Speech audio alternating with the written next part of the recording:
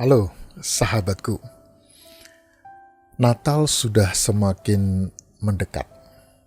Nah, di sekitar Natal ini ada kisah-kisah yang sangat terkenal. Misalnya tentang Santa Claus. Nah, ini topi Santa Claus. Pertanyaannya adalah, apakah ia memang ada? Apakah dia hanya cerita belaka atau imajinasi manusia saja? Nah, saya mau bawakan ini, ada kisah yang menarik dari seorang remaja bernama Virginia. Kisahnya demikian. Jadi pada tahun 1897, Philip O'Hanlon, asisten coroner di Upper West Side, Manhattan, mendapat pertanyaan tentang keberadaan Santa Claus dari anak perempuannya bernama Virginia yang berusia 8 tahun. Dalam kebingungannya, ia menyuruh putrinya itu untuk menulis surat kepada surat kabar The Sun di New York City. Katanya, Dear editor, I am 8 years old. Some of my little friends say there is no Santa Claus. Papa says if you see it in the sun, it's so. Please tell me the truth. Is there a Santa Claus? Virginia O'Hanlon, 115 West 95th Street. kalau mereka mengatakan bahwa ia ada, maka ia benar-benar ada. Maka kemudian Virginia melakukannya. Pada tanggal 21 September 1897, koran The Sun menjawab surat itu pada editorialnya dengan judul Is There a Santa Claus? Dan menjawab, Yes Virginia, there is a Santa Claus. Setelah Virginia meninggal pada tahun 1971, ada 4 orang temannya yang mendirikan percetakan bernama Elizabeth Press dan menerbitkan buku anak-anak yang berjudul Yes Virginia, There is a Santa Claus. Buku itu menjadi sangat populer dan paling sering dibacakan kepada anak-anak menjelang Natal. Kemudian, orang-orang lain menciptakan lagu-lagu dan membuat berbagai film anak-anak yang menguatkan hal tersebut.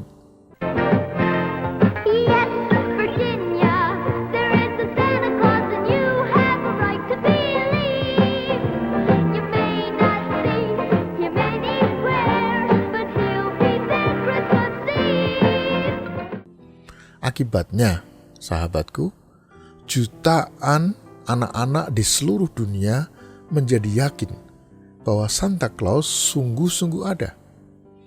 Mereka menulis surat, bahkan percaya atau tidak, mereka berdoa kepadanya, meminta sesuatu kepada Santa Claus. Tetapi pada waktunya nanti, ada jutaan anak-anak akan mendapati bahwa Santa Claus itu ternyata hanyalah dongeng belaka. Selama itu orang tua mereka telah membohongi. Mereka bisa menjadi kecewa, bahkan merasa terpukul. Kisah Santa Claus adalah investasi yang buruk. Sahabatku, hati-hati. Ketika kita mencoba berusaha meyakinkan bahwa kisah Santa Claus itu sungguh-sungguh ada dalam kehidupan ini, sosok Santa Claus maksud saya, sungguh-sungguh ada dalam kehidupan ini, maka pembohongan yang semacam ini akan berbahaya. Masyarakat Amerika pada umumnya tidak memandang hal itu bermasalah. Jadi pada tahun 2019, Brianna Bridge di Alaska memprotes Walmart karena dalam kotak mainan yang dibelinya, ia mendapati slip yang bertuliskan Santa is fake, but Jesus is real. Tahun sebelumnya, seorang guru SD di Cedar Hills School, New Jersey, bahkan dipecat dari sekolah karena mengajarkan kepada murid-muridnya bahwa Santa Claus tidak sungguh ada. Apa boleh buat? Kebohongan yang dilakukan secara berjamaah dan bergengsi ternyata sudah menjadi bagian dari tradisi Natal kita. Semoga kita tetap ingat bahwa Tuhan Yesus tidak memandang remeh dusta terhadap anak-anak kecil. Sahabatku, kisah Santa Claus menjadi perdebatan di mana-mana. Ada atau tidak ada? Bagi saya, hal yang penting sebenarnya bukan pertanyaan apakah Santa Claus sungguh ada atau hanya cerita tanpa bukti. Sudah pasti itu hanya kisah. Namun, bisakah kita memberikan edukasi pada anak-anak bahwa Santa Claus sebenarnya hanya simbol, suatu simbol penghargaan bagi anak-anak yang telah melakukan kepedulian dalam hidupnya. Anak-anak yang mau membantu dan mengasihi orang tuanya dan juga orang-orang di sekitarnya.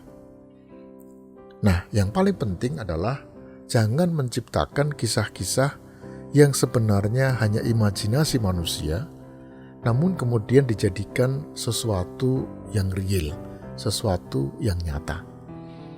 Imajinasi adalah kekayaan setiap orang.